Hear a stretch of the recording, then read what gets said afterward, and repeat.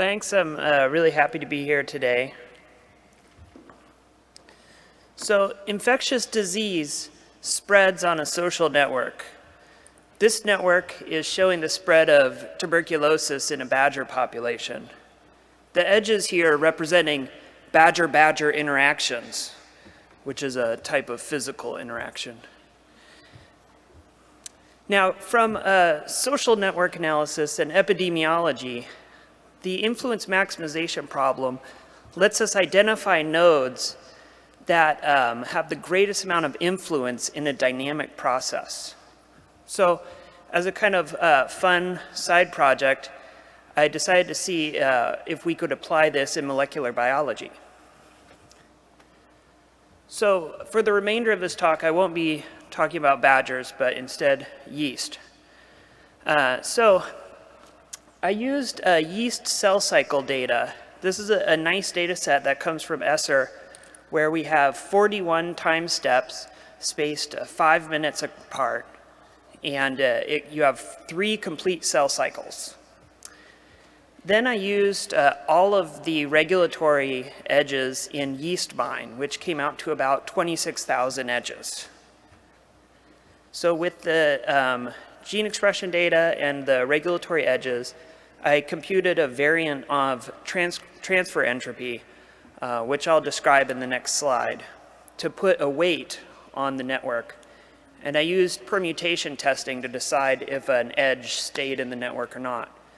So we have a weighted directed network, which then I used for influence maximization. Okay, so transfer entropy comes out of information theory, and it's a probabilistic statement that essentially tells us that if we have 2 variables that are connected in a directed manner, say from x to y, what it tells us is if x helps us in predicting y above and beyond what earlier time steps of y already tell us, okay?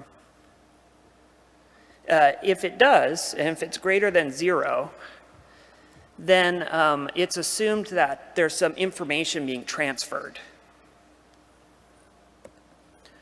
Okay, so in doing this, I arrived at this network. This is the Biofabric visualization. So instead of a hairball here, we have each node is shown as a horizontal line, and the edges are vertical lines. So this lets us see the high degree nodes really easily, which you can see are kind of these darker triangles. And right away we see some of these high degree nodes are pretty well known cell cycle regulators. When I pulled out the 20 heaviest edges, it turned out they came from only 4 source nodes, and all 4 of those are actually pretty well known cell cycle regulators. So it seemed like we were on the right path here. Okay, and then I just want to define what I mean by influence here. So back to the transfer entropy diagram.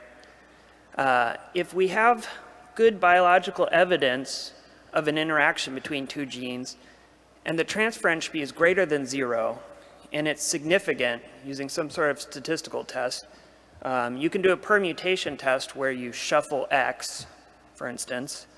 Then I would say that x is influencing y. Okay, so that's just sort of the definition. Okay, so now that we have our network, we can solve the influence maximization problem. To do that, I used network diffusion that was originally defined in this paper on the bottom of the screen here.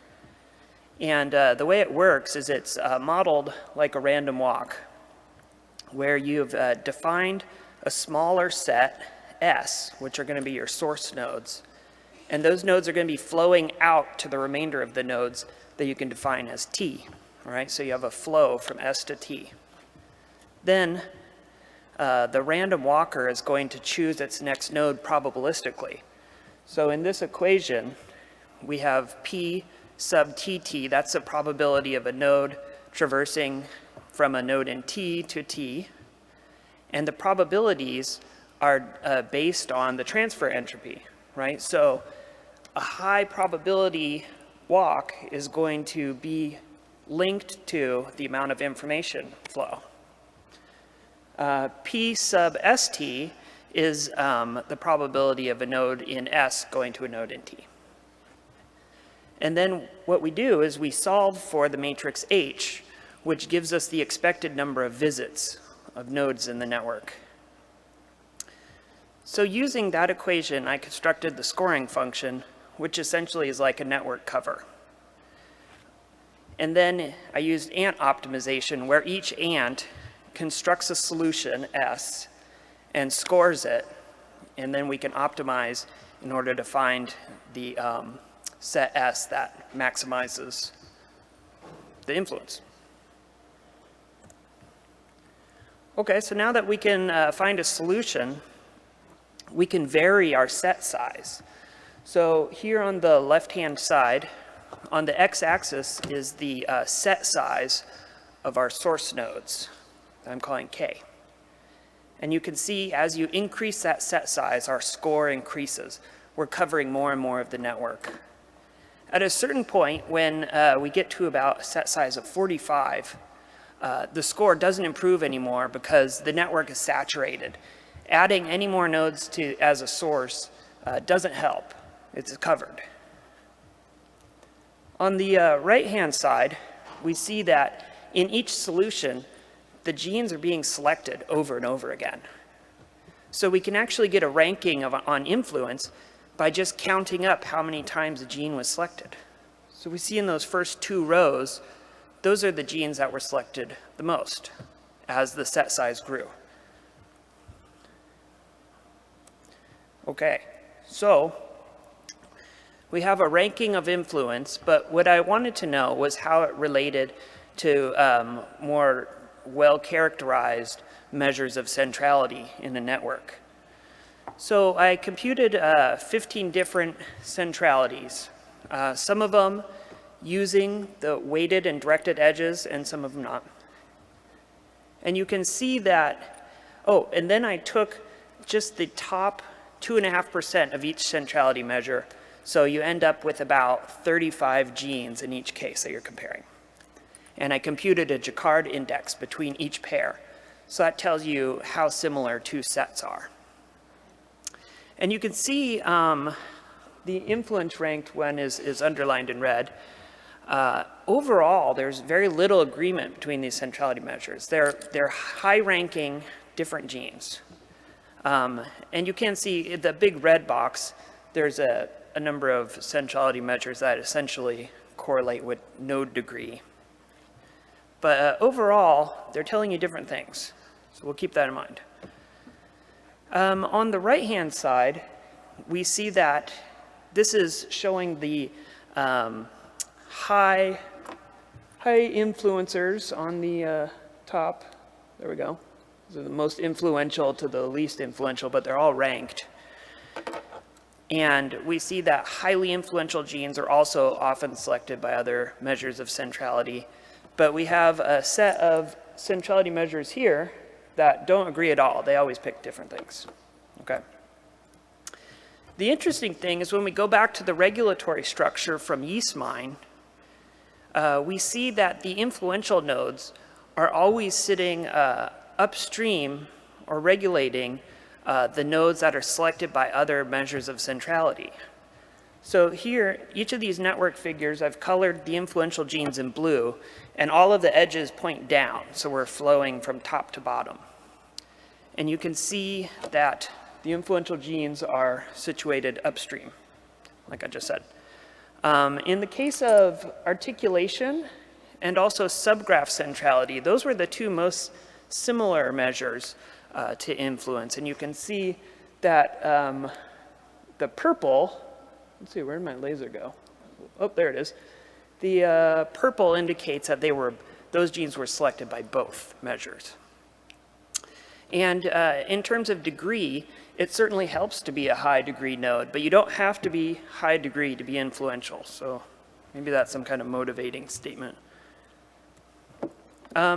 Just to quantify this sort of position, I used node reachability.